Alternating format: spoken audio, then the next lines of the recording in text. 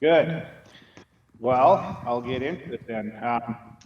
So, really honored to be part of the plug and play event today. And I think it was about 5 years ago, through total serendipity, I met the founder of Plug and Play. And I got to attend a number of celebrations and deal flow days at their headquarters in Sunnyvale, California. And I always left impressed with the quality of the people I met and the energy and the ideas. You're seeing it here today. The connections were amazing. My only criticism coming away from the events was that it was literally thousands of companies involved. So it was rare to meet somebody from this ag and food, especially the upstream side that I was most interested in.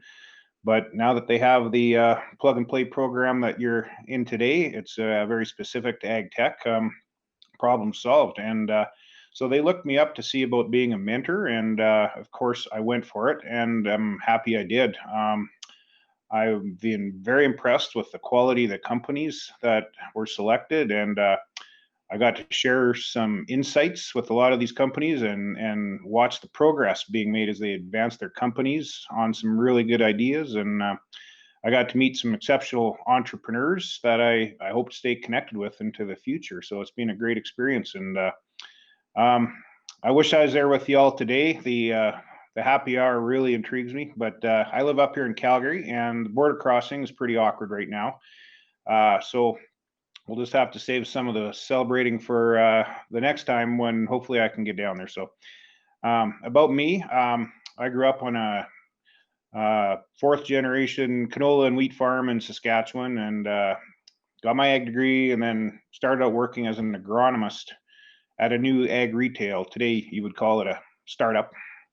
And it was hard work, and long hours, and definitely got my boots dirty every day, but a great experience. And to this day, I tell everybody I can that agri-food is the best place to build a career around in these times. And if you're looking on how to get your toe in the door in this industry, you don't have to be from a farm, but I always encourage everybody to spend some time maybe working at an ag retail, or at least understanding, because that's where you really get to know a lot about so many parts of the business.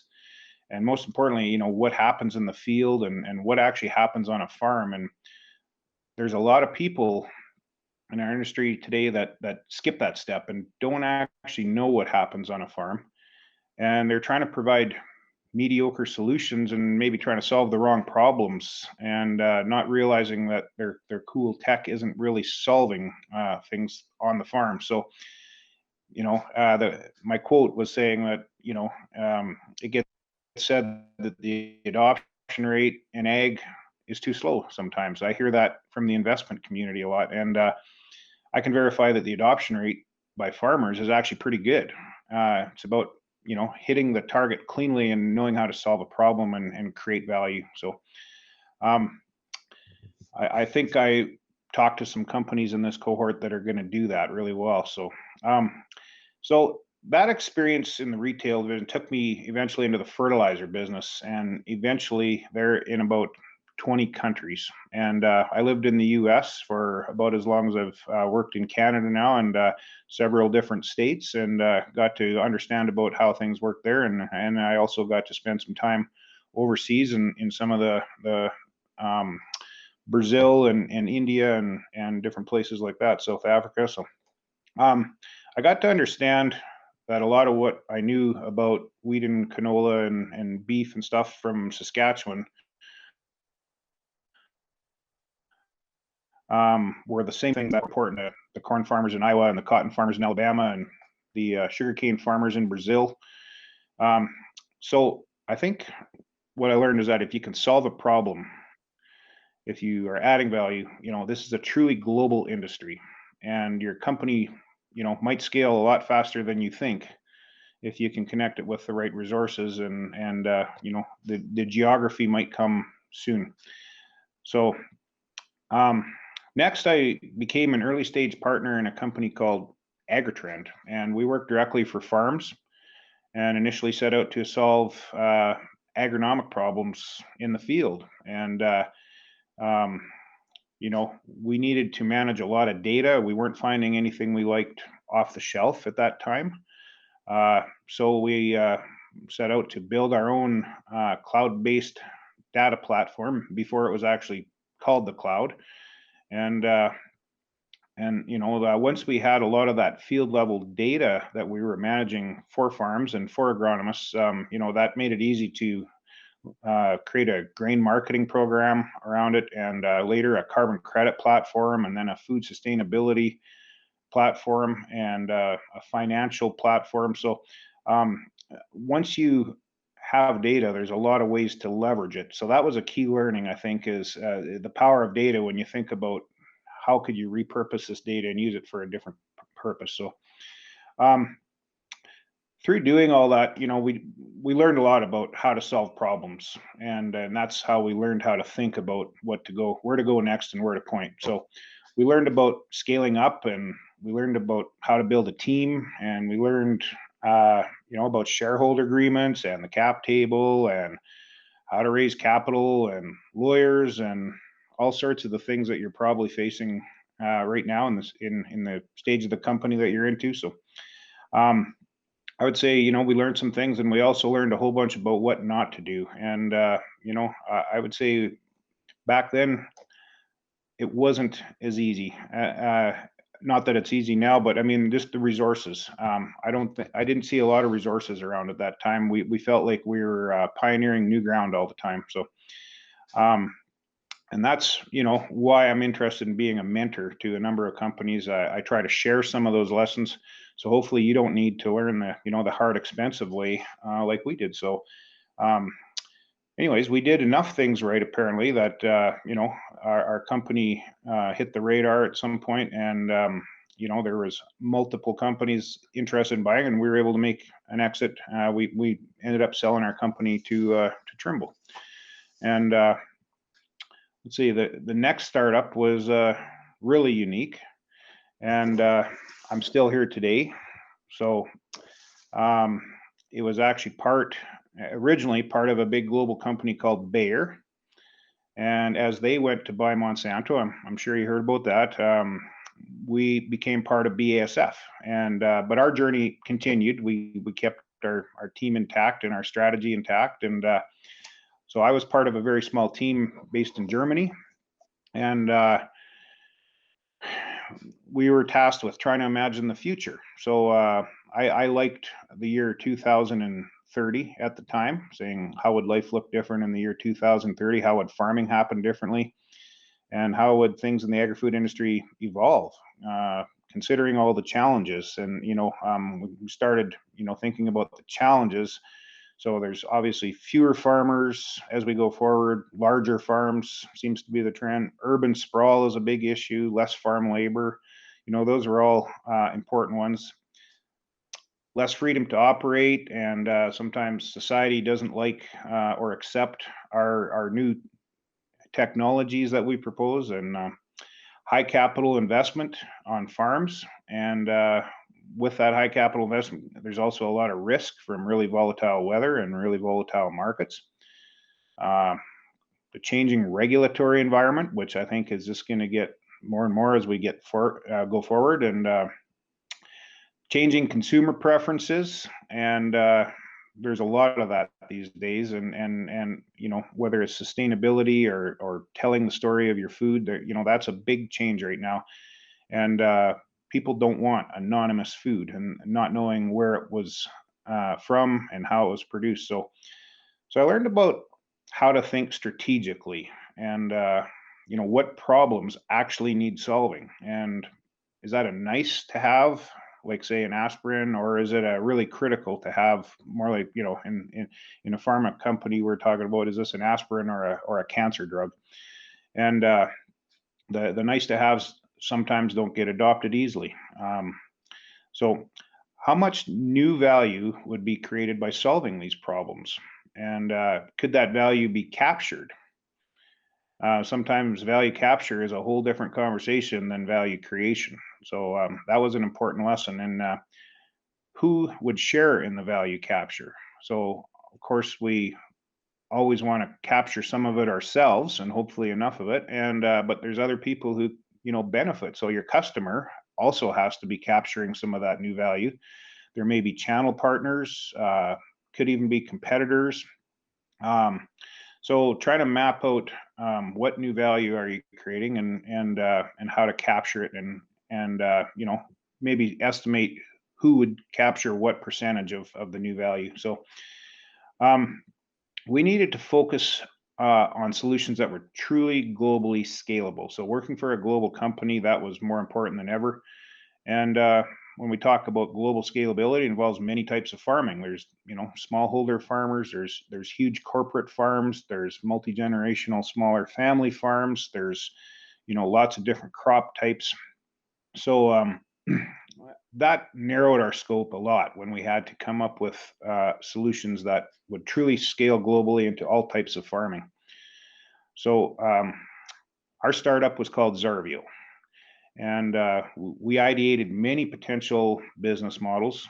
And through the process of elimination, we eventually chose our path. We secured the funding we needed, and we started building our team out, and got to where we had an MVP, and we started, beta testing that on farms all around the world. And we got right through to commercialization and actually made revenue in our third season. So sometimes in a large company, they think in terms of 5, 10, and 20 years. So pulling something off from idea to revenue, we were quite proud of that achievement in 3 years. So the sketch here is one I like a lot. It kind of resonates with me about where we were as we started thinking about the market in 2015. So this is a sketch from David Simons from The Economist.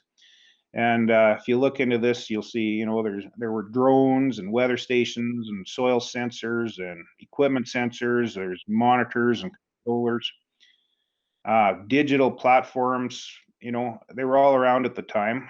You'll see the farmer's hands are free from the steering wheel. That was a big innovation that the market adopted very quickly. But he has to be busy on the keyboard entering more data, and nobody likes to actually enter data.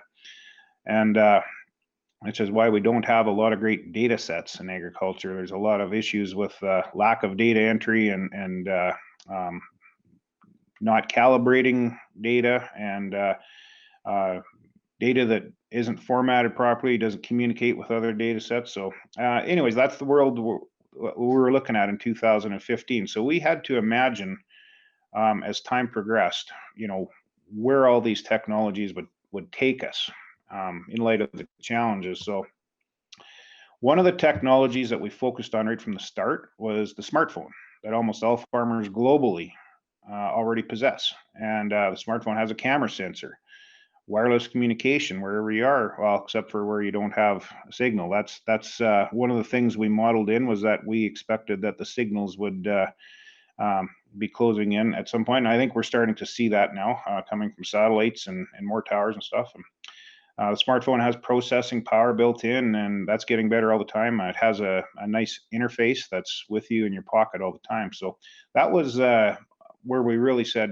for something that's globally scalable, let's really focus in on what we can do on a smartphone. So today, the Zarvio Scouting app has millions of users around the world. I think it's 3.7 is what I got there, and it's one of the very largest assemblances of crop photos anywhere.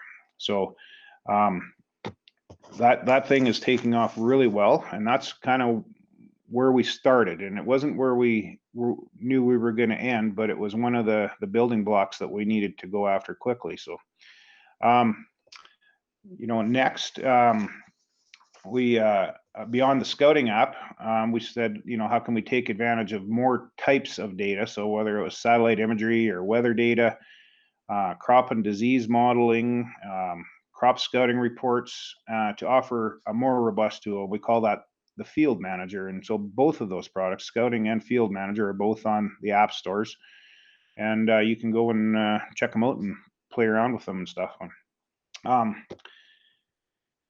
at the same time, we were thinking about the actual technology to apply products in the field. And we got a collaboration with Bosch, also from Germany.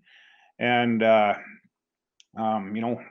why treat the whole field when only a few patches are needed? So we started out early on with fungicides, and we're moving out into a lot of other products now as well, different types of products. And this is going to be tested in a number of countries in 2021 on full scale fields, and we're pretty excited about the potential for this technology. And I think when we were thinking, where does this all point?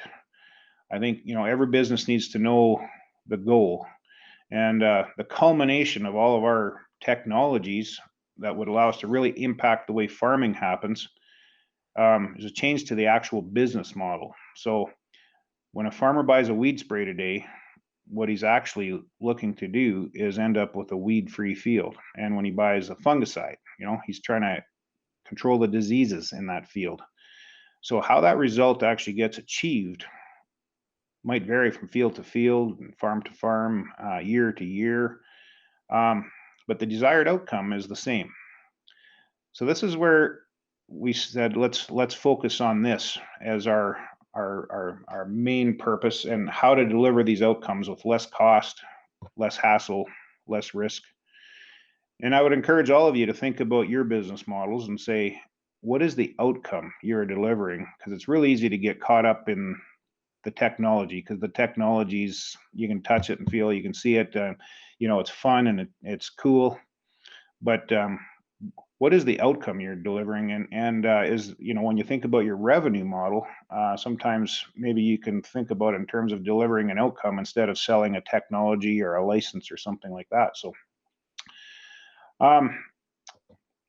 So when I graduated from university in the early 90s, most of my classmates wanted to get a job with a large company, and better pay, better perks, lots of career opportunity in a big company. So today that's still mostly true, but there's also a lot of the top graduates coming out of colleges today, and also a lot of the most successful career people with 10 or 20 years experience that are either starting their own companies or going to work for a startup.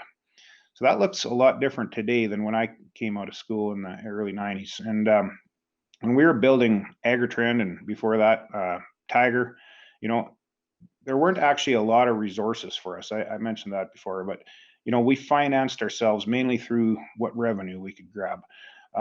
We learned by doing, and we grew only as fast as our revenues allowed us to. So today, there's some really good accelerators like Plug and Play, or you're seeing it in action right now, and mentorship programs and grants.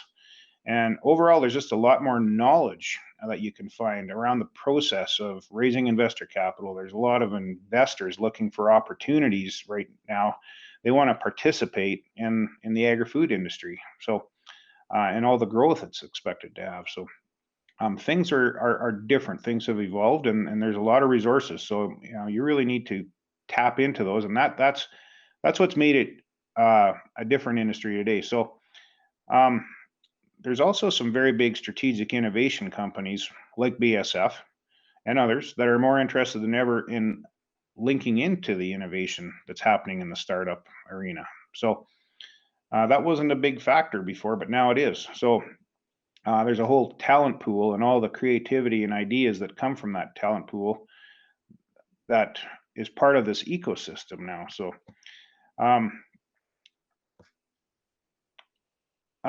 so when I first started working with these big companies, I actually found it pretty difficult to collaborate with the startup arena. Big companies are big targets, and our legal team always needs to be concerned about liability. And so I wanted to have a company come out and demo a new drone technology, and the legal team was concerned that they might crash into a house or buzz somebody's fingers off. So we were required to have a contract to be able to deal with them, and it ended up being a very large contract. and enough that the company wouldn't sign it without getting a lawyer's opinion. And that would have costed a lot of money and money that they didn't have very much of. So that was a real barrier. I wanted to hire a company to provide some soil analytics, and the deadline was tight, and the procurement department was saying that we needed to get multiple bids, we needed to get an RFP, we needed to have a contract, and that really slowed things down and made it hard. Sometimes the vendors hadn't got their IP protected, and they were wondering, will our ideas be stolen? And sometimes there's a lot of process behind an NDA. It's not as simple as, I'll sign this, because there's something called IP contamination that we got to worry about. So these are all barriers. Sometimes early stage companies don't have the proper level of insurance. They might not yet have a good credit rating established. So sometimes there's a big mismatch between small companies and big companies, but it took some time to get some of these issues figured out and get a smoother, faster process and take some of that intimidation factor away. But today, BSF and a lot of other companies are able to collaborate with early stage companies, and in many different ways. And this has been a good development. It's resulted in a lot of progress where both companies can innovate and validate at a faster pace. So, of course, thinking about collaboration between the big strategics and early stage companies, capital is one of the ways to collaborate. So BSF has a venture investing arm, and that will sometimes make an investment into early stage companies. They have to look promising from a return on investment perspective, but the difference is, from a venture fund, they also have to look interesting from a strategic perspective. So something that might be interesting to BSF in the future. So even if the ventures team doesn't invest, there's a lot of other ways. And BSF, for instance, has a very robust R&D program all over the world, and they often test outside technologies, and they help companies validate ideas, and it also helps them to think about new things. So BSF has very good access to the market. So whether that's with farms or with more upstream channel partners, sometimes a cross-marketing program might be a mutual benefit. Sometimes a technology licensing a deal is a great approach. Sometimes it helps when we're doing an event at BSF to showcase some new technologies to kind of round out the general interest and the excitement of the event. So that's an opportunity. And in some cases, it leads to a full acquisition. In my time at Xarvio here now, we have invested in companies. We've partnered on research. We've partnered to validate. We've partnered for market access. We've licensed technologies, and we've acquired several companies. So there's more angles than just capital. So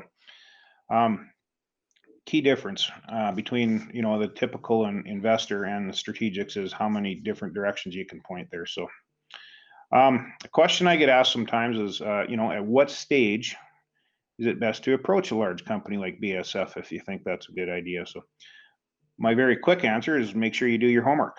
And earlier is always better, as long as you're honest. So if you haven't got things all figured out, that's fine. That's real life. And that's okay, but don't overpromise and underdeliver, because that's quite typical. I think I see a lot of that. In fact, that's maybe my number one coaching thing with companies is clearly be able to communicate what you have figured out, what you've got done, and what you're hoping for over here, what you're hoping to learn by a research partnership or something like that. Because insinuating that you have all this stuff and you don't quite have it yet is that ends poorly. I'm on the global technology scouting team at BSF, and I often hear, in the group sessions, oh, we tested that company already and nothing worked, and when there's a lot of choices and everybody's busy, that company might not get a second chance. So I've also heard that, this company had a very clever idea, but it was early. let's reconnect and see how things have progressed. So that is a great example of where they approached early. They're now on the radar. They're in active discussion, and things are moving along. And maybe there's lots of ways that the two companies can help each other advance faster. So um, I'll also say that it does pay, no matter who you're trying to connect with, whether it's a venture investor or a strategic, or maybe it's a vendor or a partnership.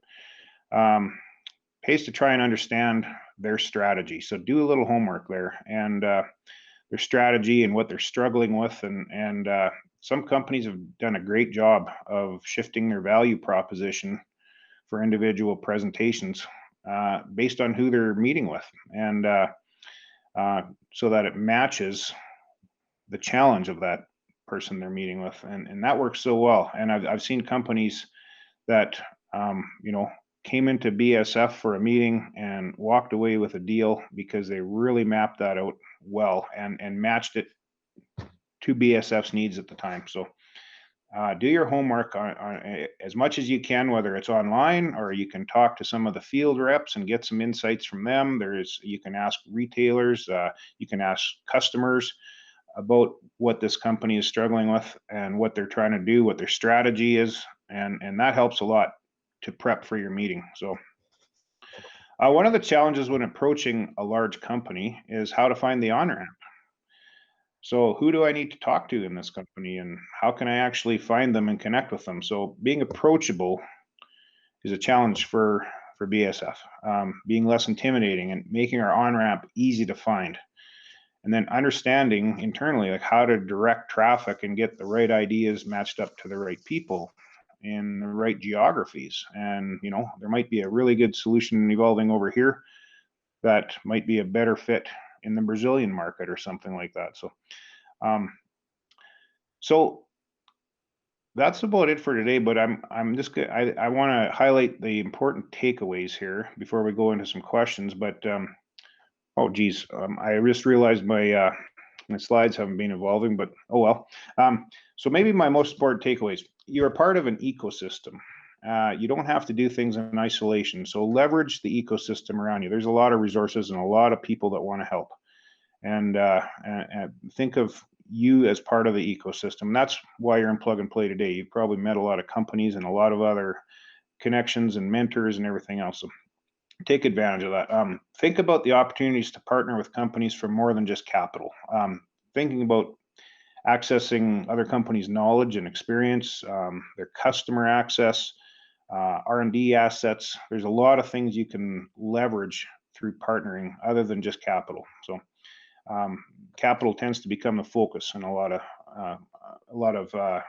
when you look out at who you want to go partner with. So don't wait until you get it all figured out, but be honest with your progress. So what's real and what's hoped for. Don't start by pitching your tech or your patent or whatever, but show your competency off by articulating very concisely what problem you are solving. How does that create new value? How do you envision that value can be captured? And if you can articulate that in a presentation, I think the light bulb goes off really easily. But if you start by pitching your tech, it leaves everybody wondering, how does this fit in? How can we incorporate this? So finally, what role could we play in helping you? If you've got an ask, kind of be able to frame that. And they might come back with, hey, here's another way we can help you, but at least have a starting point on here's why we're approaching you and how we think that you can help us with our challenges here. So anyways, that's some experiences that I've had, and any questions? Awesome. Well, thank you so much, Chris. We really appreciate you being here. We are running a bit long, so maybe I'll just throw out one quick question for you, Chris. Is you were a mentor, you get to kind of experience all these startups. Any high-level thoughts on kind of how these companies did and if they're going to go places, or you guys are interested in working with them?